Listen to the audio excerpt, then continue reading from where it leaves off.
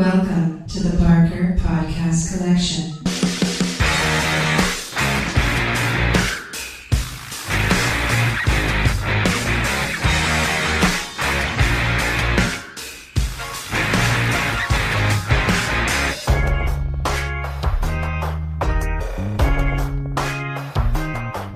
Welcome to the Not Watching Podcast. My name's Rob Howard, and today I'm joined by Marcus Hurley. TV's been a bit sketchy over the past few weeks. I haven't really settled on anything since we last spoke that has really blown my mind. I suppose we could address The Walking Dead. Are you still watching that? I haven't watched any of it yet. I thought I'd leave it after the lackluster first half. I've shelved it for a bit. I haven't watched it since it's been back. I haven't watched it. I just felt the first half left me a little bit cold. And then their season finale was a bit like meh. So I've been watching other things. Well, we'll get onto those in a sec. I mean, but yeah, fair enough. It's pretty bleak. There's been a couple of reasonable moments, but overall, yeah, the tone is so dull. I mean, I just had it on tonight while I was cooking my dinner and sort of turning around occasionally to see if anything was that interesting. And sounds about what happens when we're watching Black Lightning. We're only watching it just to see what the hell's happening now. We don't really care. We've got the dinner on. Yeah, we're sitting, eating, watching dinner. It's either that or Buffy. Buffy's winning, to be honest. We're on season 7. But yeah, I don't know. We know we've got a lot of Walking Dead to watch, but we're not really in a hurry. We'll get around to it. Yeah, it's definitely not water cooler TV anymore by any stretch. You know, it's just like, it's way past the hill. They're just dragging it out because people keep watching it. It's like the latest seasons of Prison Break or Dexter. I think it's in that territory. Oh yeah, I wouldn't say worse, but it's definitely at that level. Yeah, you're kind of following it through because you're invested in it. You've watched this far, so you need to know what happens. But your urgency of watching it has gone. Well, that's how I feel anyway. I just think that it's gotten tired, and I think they've played the card of who might die? Oh, this person might die. This person won't die, and you kind of think, no. At the start, it was amazing because any minute now a horde could appear, and 4 or 5 characters got wiped off the board. It was fantastic. There was an app you could play along with, and you were like guessing the body count of zombies and which characters would survive. That just shows it's gone far away from that. Yeah, I mean, there have been a couple of moments of invention with the zombies in this latest season, but it's not enough to, bring the show up again by any stretch. It's just a misery fest, really. And I'd just say if anyone's given up with it, you're not missing anything. So move along. Yeah. Shuffle along. Come back at the end of the series and then catch up. Yeah, if they ever end it, God. Anyway, what else have you been watching that's decent then? Well, speaking of zombies, I've been watching the Santa Clarita Diet season 2 on Netflix. So have I. I started it yesterday. So I'm only 2 in. So brilliant! You're in for a treat, mate. Walking Dead, this is not. I find it very odd because it's like we've done it. Oh, you've done it all, yeah. We've done it all. It's not hard to get through, but I've just been saving it for like my morning commute. Yeah, no, that's a good shout. But it's when we first started watching it, we were taken aback at how quirky it is. We were kind of like, was it always this weird? And then you immediately forget how funny it is because the characters themselves and the way that they interact, and they've all moved on a little bit. But then you were because we were a bit like, maybe we should go back and rewatch the first season again. But then we thought, no, we'd just jump into it, and you forget how weird it is, but you quickly adapt to it and you quickly welcome them back, and they don't disappoint. I like it because the characters are true to themselves.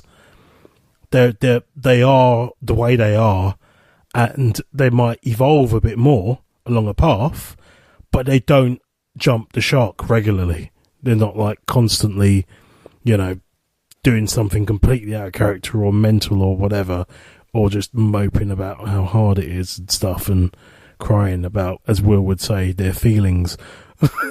Yeah, Will of another show. The show, as crazy as it is, it does have a kind of internal logic to it.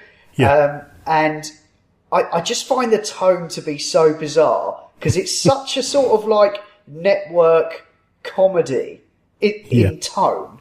Yet there's like colossal amounts of gore and lots of liberal use of the C word.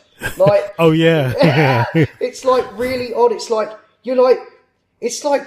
what time slot would you put this on if this was on a normal network? What happened? Like, I wondered that actually. Well, I mean, you'd have to put it on at 10, but no one would want to watch anything like that at 10.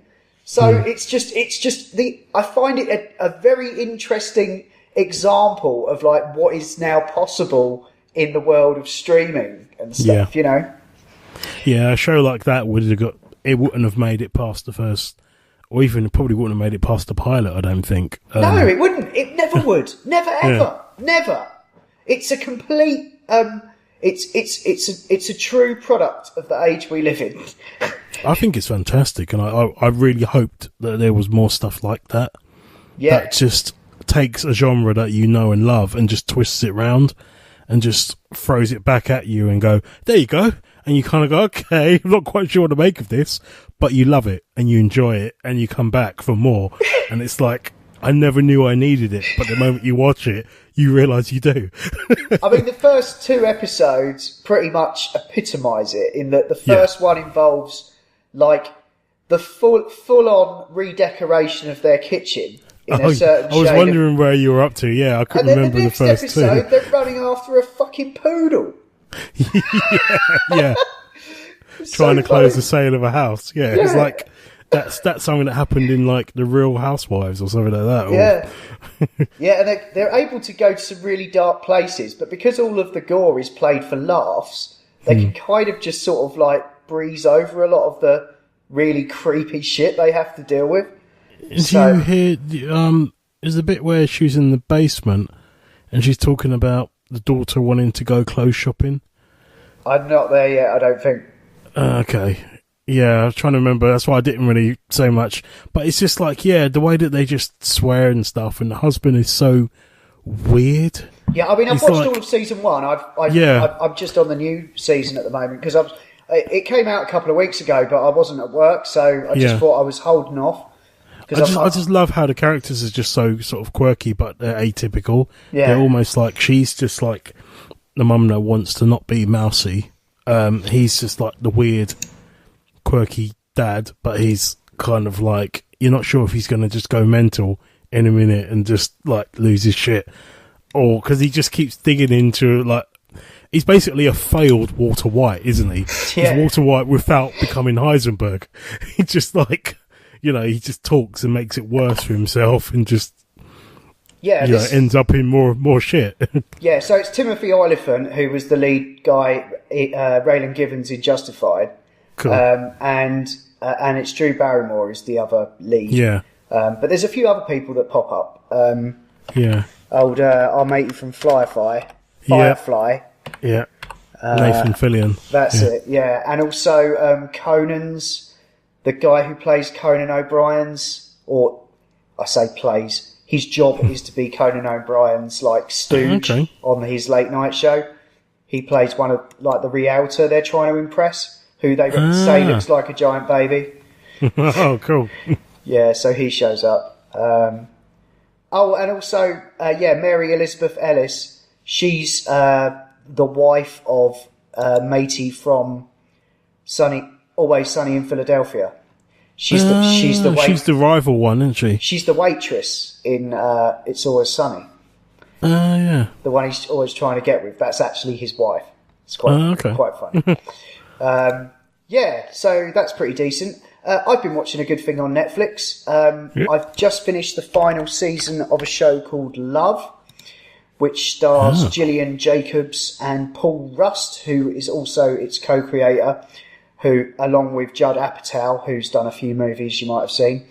And it's basically, it's 3 seasons, and it's just set in LA, and it's just about a relationship, but it's quite it's not like laugh out loud funny. It is at times. There are some funny like setups and gags in there, and it's he's like a mega nerd. He basically, his job is to be like the teacher of kid movie stars. So like brats, basically, he has to teach them like the curriculum. But it's all like they just laugh at him, and he wants to be a screenwriter, but that's his job on a set. And the girl, Gillian Jacobs, who's she was in Community, and her job is she's like a radio producer, and her housemate is played by Claudia O'Doherty, who is an Australian newcomer, and she's really funny. Got really great characters in this show. So like I say, there's 3 seasons. It's like 12 episodes. They're like half an hour long. But yeah, I really enjoyed this show, and it's gone now. They've done it. They've finished, and I'd just recommend it to anyone who fancies something a bit quirky and a bit honest. It's really honest about relationships. From my experience anyway. Being a bit of a nerd. Well, I think we watched the first season of it, the first series of it.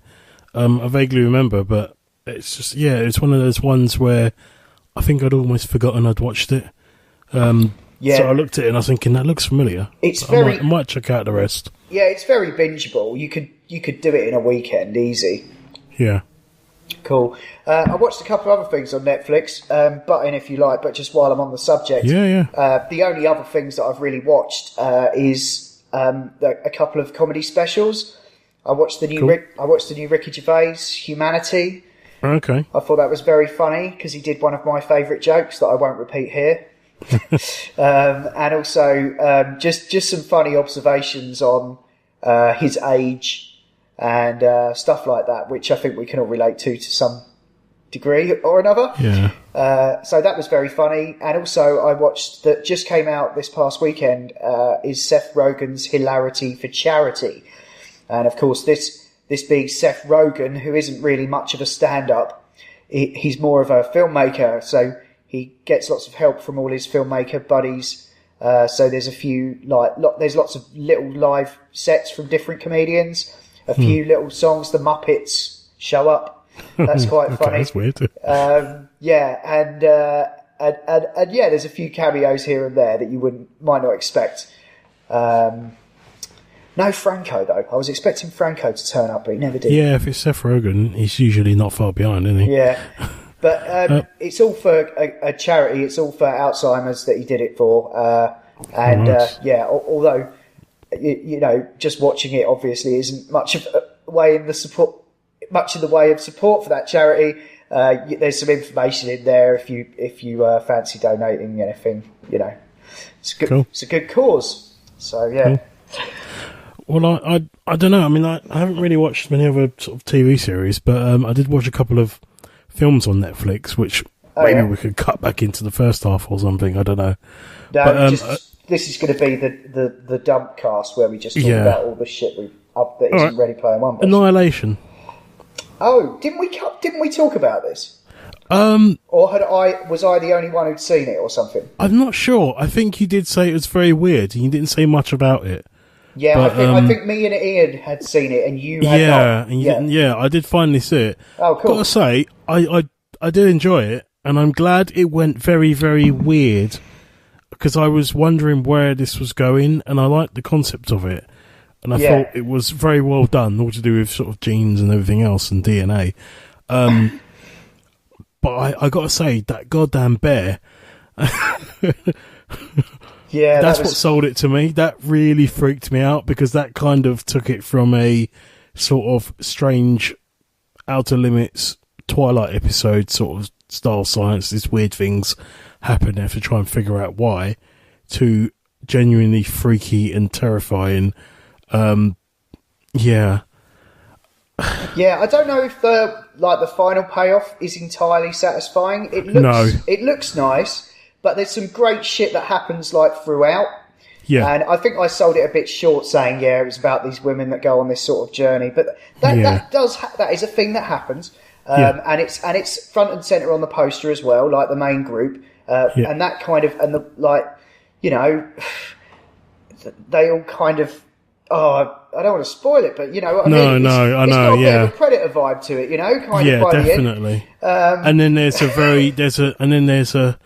it leaves you with a question as well, as to what you've seen is whether what you've seen is what you've seen. And, you know, it's, I thought it was quite nice as a one-off. I enjoyed it much more than the last few ones that I've been recommended to watch, which I mentioned in previous podcasts, like Veronica and various other ones. Even though this wasn't an outright horror, it was more sci-fi. It was a sci-fi chiller, I'd say. That's what this was. Yeah, it's very high profile. Yeah.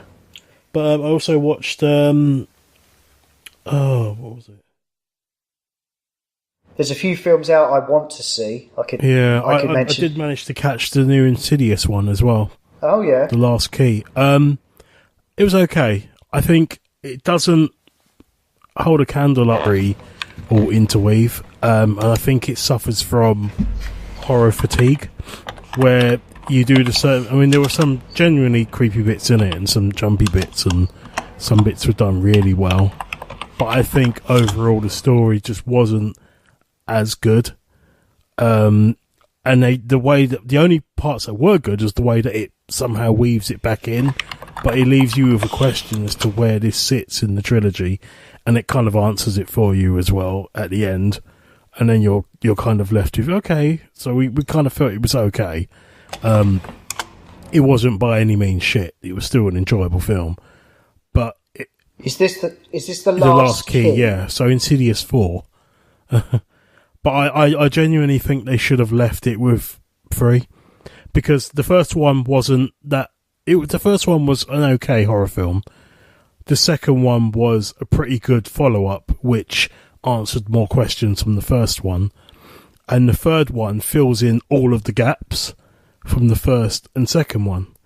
So it kind of creates this almost Escher-esque interweaving plot between the 3 films, which is why I then say, as a trilogy, it's one of the best I've ever seen, because of the way that all 3 films end up supporting each other by the time you've got to the end. Whereas this 4th film just feels like it's a tether hanging onto the edge. But it was kind of enjoyable. Okay. So I'm kind of glad I did see it. Okay. But like I said last time, Roll on the Nun. That's that's what I'm looking forward to. Yeah. Oh no, yeah, I'm up for that, definitely. I'm looking forward to A Quiet Place. That's it. I was going to mention that. That was my next thing I was going to say. Yeah, I've heard that as well as Ghost Stories. I've heard good things about that. Yeah, that's the Martin Freeman one, isn't it? Yeah, and Paul Whitehouse apparently. Okay. I've not seen him in anything. But yeah, I assumed it was going to be a sort of ghosty, Edgar Wright-esque comedy type thing. I assumed because of those 2 in it. But apparently it's not. Apparently it is actually scary.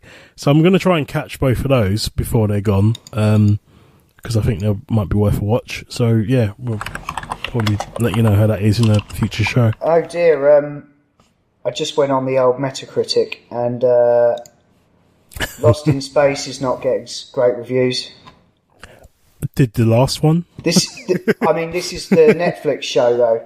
Yeah, I know, but I don't know why they would have bothered spending money on it. The last one had... The trailer looked really good though. I was like... Yeah, but the best thing about the last one was the Apollo 440 soundtrack and Matt LeBlanc. That was it. Riding off his coattails of Friends. Joey in space with Apollo 440 doing the theme. Yeah, it was rubbish. That was it. That was definitely rubbish. Yeah, that was... Damn it though, what am I going to watch instead? That is the question. Well, binge it and then watch it before watching The Walking Dead. Yeah, I might do... You can watch that on your commute. What? The Walking Dead? Lost in Space. Lost in Space. Yeah, but I don't want to watch shit on the train. I watch good stuff. At the moment, I was just going to mention I'm watching Hap and Leonard, the 3rd season of that, which is on Amazon and is very good. What is that? It's set sort of in the 80s, and it's like this these couple of, well, I think one of them is a Nam vet, and it's Michael Kenneth Williams from The Wire, and the dude who was, oh god, I haven't got it open. The guy who was in Altered Carbon, who was playing the guy who Kovac, the guy whose murder was being James Purfoy. Oh, yeah. Okay, cool. Yeah, and it's it plays on Sundance Channel in the States. John told me about it, but the first one is like just this total bizarre caper where there's these crazy killers in town, and they're trying to do a bit of a heist. And then this, I can't quite remember the third season was about, the second season was about these missing kids, I think. And the third season's about trying to track down this character from season 2, this girl called Florida. And they have to go to this place called Grovetown, which is like super racist. There are no black people in there at all. And it's like, it's proper like, it's just proper redneck territory, but it's played in quite a comedic way. Not comedic, sorry, like in a kind of like graphic novel sort of way.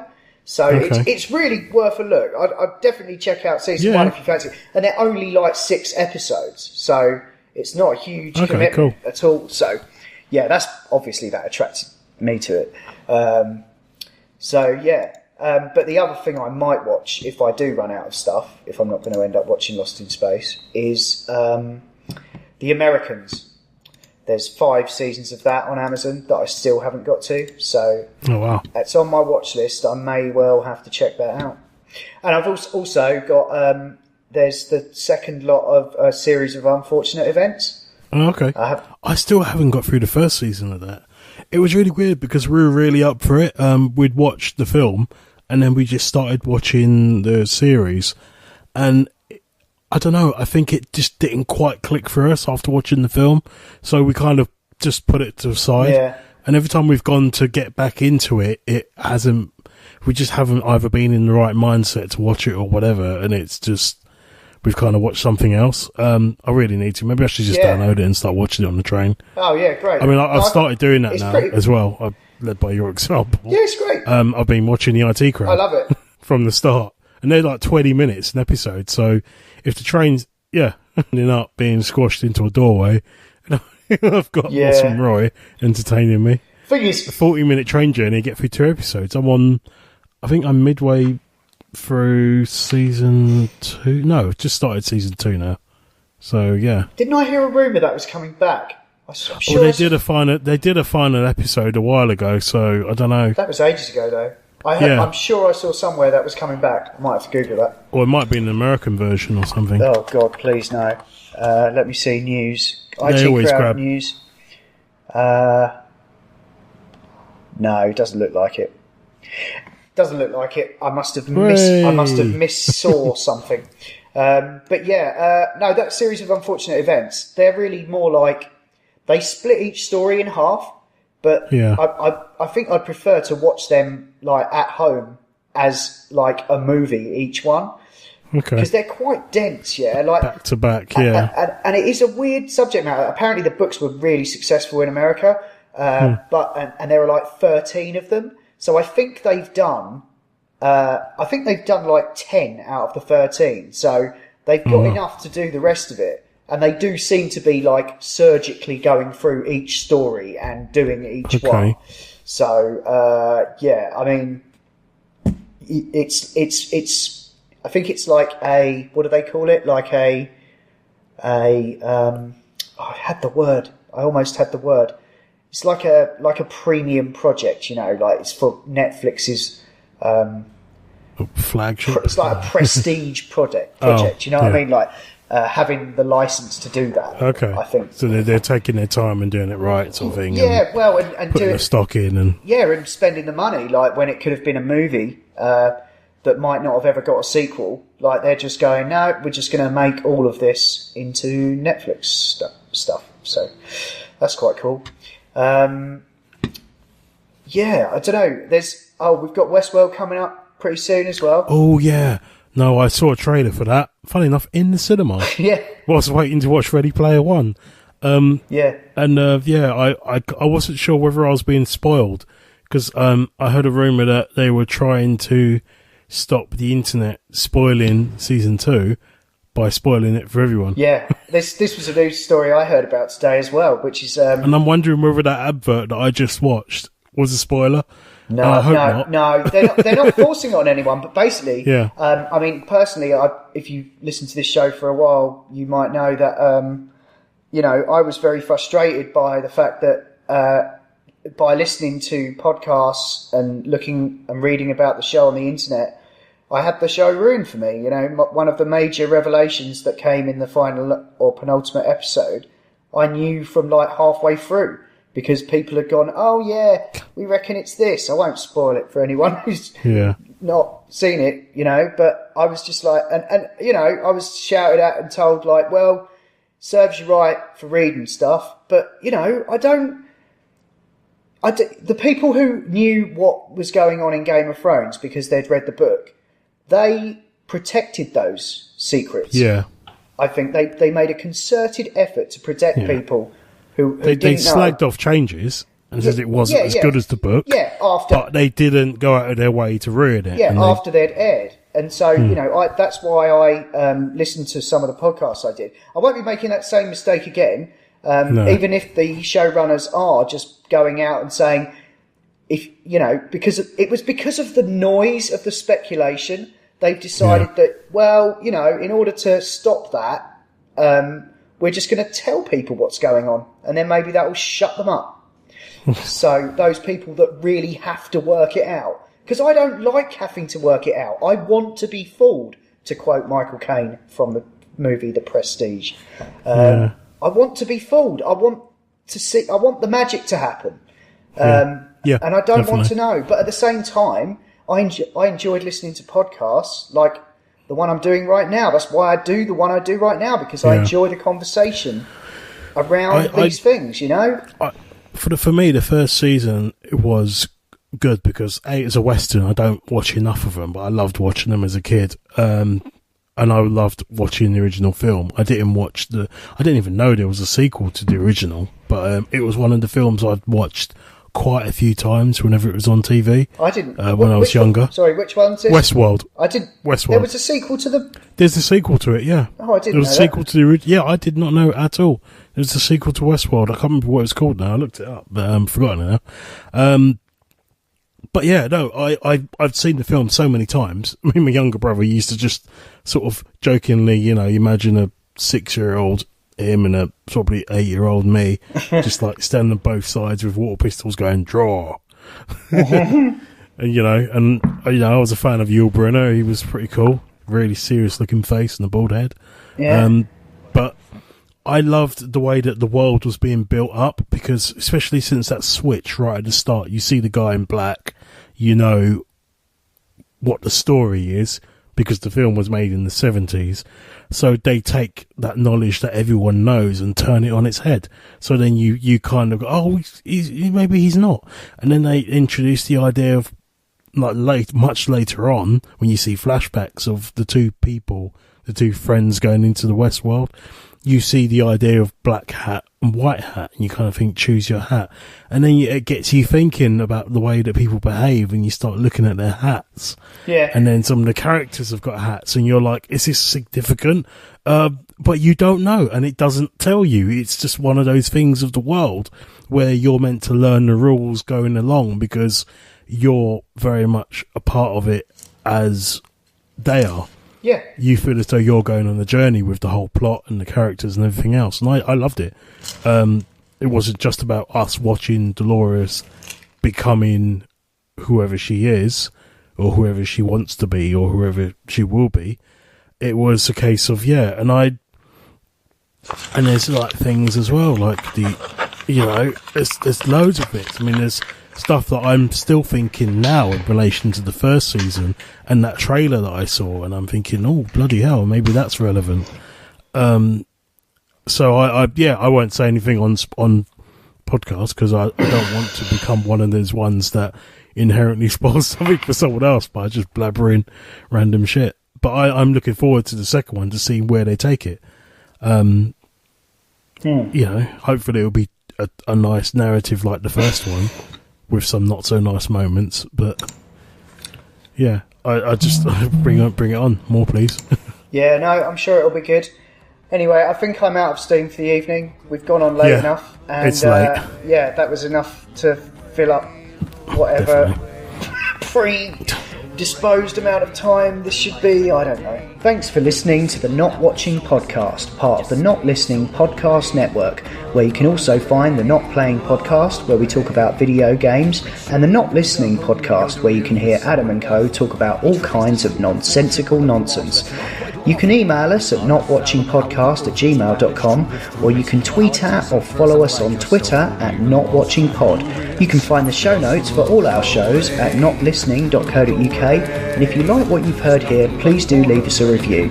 Anyway, that's all for now. Until next time, bye! Watching, they will say, look away, look away, look away, look away, look away, look away, look away, look away, look away.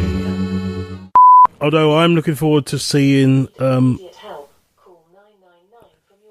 Alexa, stop. Alexa's trying to call the police on me, apparently. Yeah, I heard that. I may have purchased, well, we may have purchased an Alexa Dot. Well, you need one. You need one, don't you? We do, but apparently, I did ask it whether it knows Skynet, and it says, we don't really talk, especially after what happened. Or what is to come. And it's like, don't worry, I'm friendly. If you start mentioning Skynet, it tries to play it down, which is quite creepy. But yeah, no,